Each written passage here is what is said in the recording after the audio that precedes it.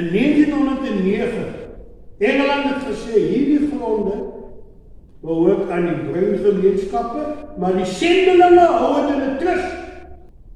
En die Vryheidsfonds, alparty, wat my saak steun, om my grond terug te kry.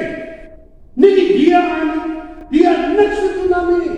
The DA did nothing to help the colored people get back land that legitimately belongs to them. The land was held in trust by the churches. Elim, all those places, Genadendal, Wuppertal. Let me tell you, Ebenezer, a 17,863 hectares of land. It's now in the hands of colored people. I fought in Parliament. The DA did nothing. I don't even think they knew about it. They transferred it 2 years ago. 2 years ago, ons mense boer nou dan. Daai grond is nou in 'n nuwe wet omskep en aangespreek. En die wet noem hulle die Tramka-wet. Transfer of certain rural areas Act.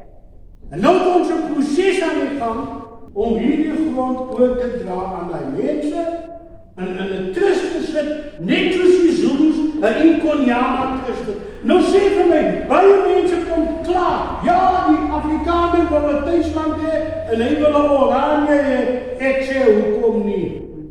Wat het die Zulus, waar hulle grond gekry? Het hulle nie 'n Inkonyama trust? Is dit nie miljoene hektaar grond wat die koning het net vir Zulus? Hoekom sê hy nie, dit is apartheid? Die Khoza het sy grond in sy skei. Net vir hom. Ek vreg nou, vir my mense se grond. In Noord-Kaap, in Wes-Kaap en in Oos-Kaap.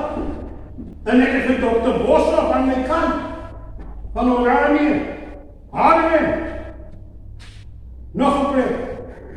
Zua, 4600 hektaar grond, ook in die route, in die tuinroute, Kranshoek, Vriendesheim, Slangervie, Sierprak, wat Engeland in 1909 aan bruin gesinne, bruin families gegee, hulle het nie eens geweet daarvan.